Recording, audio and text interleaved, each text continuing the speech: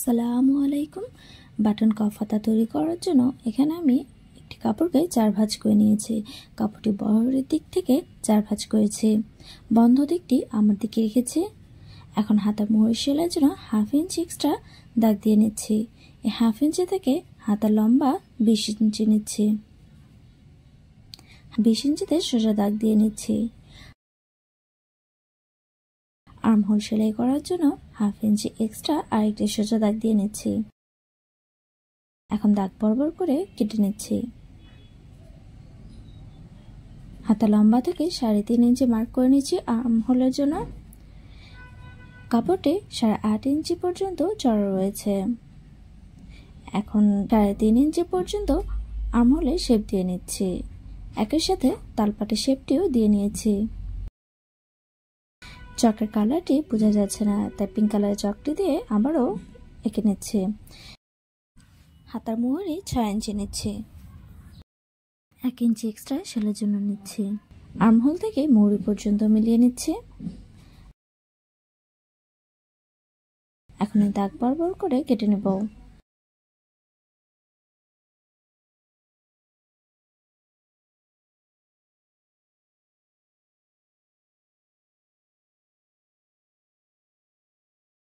হাতা দুটি কাপড়ে মেলে নিয়ে তালপাটি কেটে নিচ্ছি।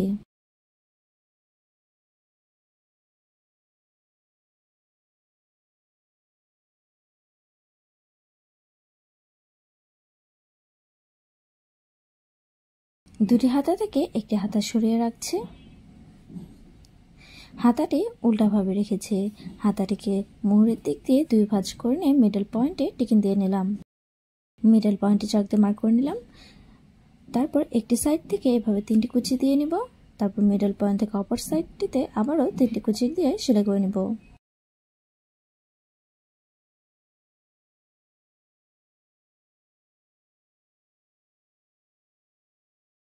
এখানে 1/2 ইঞ্চির চাইতে কম পরিমাণ করে কুচিগুলো দিয়ে নিচ্ছি। একটি সাইডে 3টি কুচি দেওয়ার পরে অপর সাইডটিতে আরো 3টি কুচি দিয়ে নিলাম। তারপর এখানে দুটো এক কালার কাপড় নিয়েছি। এই কাপড়টি সালোয়ারের কাপড়। কাপড়টি 7 ইঞ্চি লম্বা এবং 6 ইঞ্চি চড়া রেখেছি। এখানে হাতা কফের জন্য দুটি বক্রম নিয়েছি।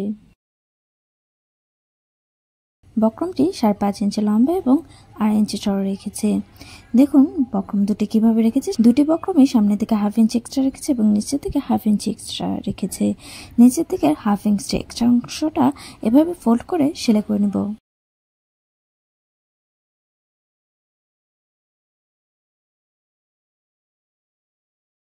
তো দুটি সাইড সেলাই করে নিয়েছি। বক্রমটি একটি সাইড এভাবে ফোল্ড করে সেলাই করে নিব। তারপর এখানে কিছু প্রিন্টেড কাপড় দিয়ে ডরি লুপ তৈরি করে নিব। তো এখানে প্রিন্টেড কাপড়ের কিছু ডরি কাটিং করে নিচ্ছি। ডরিগুলো 2 ইঞ্চি লম্বা করে কেটে নিচ্ছি।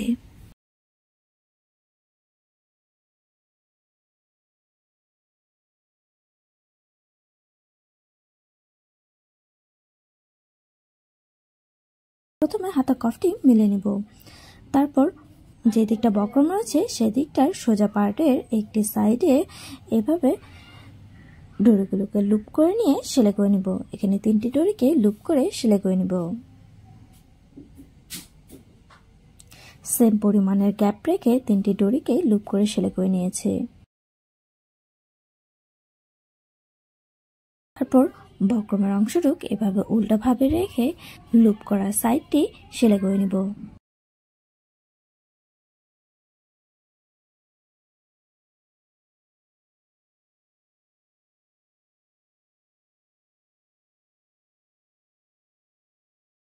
তারপর উল্টিয়ে নিব। তো কর্নারটা এভাবে ধরে উল্টিয়ে নিব।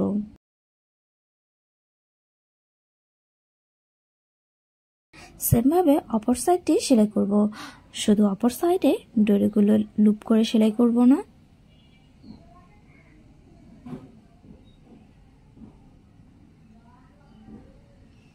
এটিকেও সোজা করে নিলাম।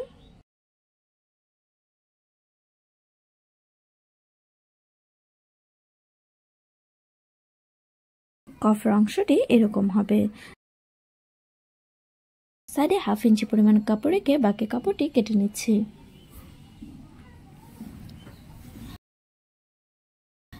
এখন হাতাটি উল্টা রাখবো, তার উপরে কফের অংশটুক সোজাভাবে রেখে এই সাইড দিয়ে সেলাই করব।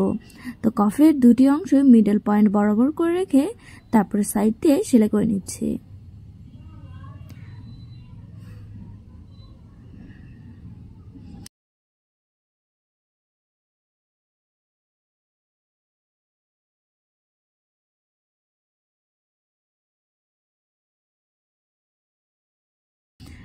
তারপর কফটি উল্টিয়ে নিলাম, উল্টিয়ে সোজা পার্টে নিয়ে এসেছি। এরপর এক্সট্রা কাপড়টুক কফের ভিতর দিকে দিয়ে সেলাই করে নিব। তো মিডল পয়েন্টের কাট করা অংশটা আর একটু ভালোভাবে কাট করে নিলাম, যাতে পুরো অংশটাই কফের ভিতর দিকে চলে যায়। এখন সেলাইটি করে নিব। দেখুন সেলাই পর্যন্ত কাটটা দেওয়ার কারণে কিন্তু এক্সট্রা যতটুকু কাপড় ছিল ততটুকু কফের ভিতরে ঢুকে যাচ্ছে।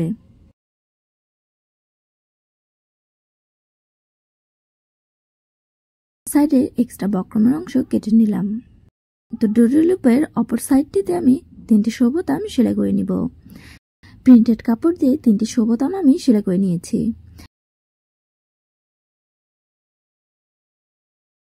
এখন হাতাটাকে 2 ভাঁজ করে নিলাম। তারপর 4 ইঞ্চি পর্যন্ত কফটি মেপে নিলাম। এখন মুহুরি থেকে আর্মহোল পর্যন্ত সাইডটি সেলাই করে নিব।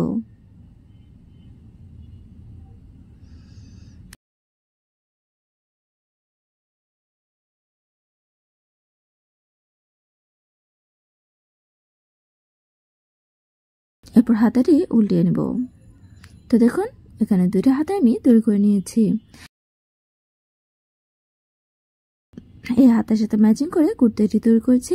কুর্তির কাটিং এবং স্টিচিং এর ভিডিও দেখতে চাইলে অবশ্যই আমার চ্যানেলটিকে সাবস্ক্রাইব করে পাশে থাকা বেল আইকনটি অলে ক্লিক করে দিবেন। আর ভিডিওটি ভালো লাগলে বেশি বেশি শেয়ার করবেন। এই মেজারমেন্টে কফটি তৈরি করলে কিন্তু আপনারা ইজিলি হাতার মধ্যে হাতাটি পরে নিতে পারবেন, অথবা ডোরি লুপগুলোকে খুলে নিয়ে হাতাটি পরতে এবং খুলতে পারবেন।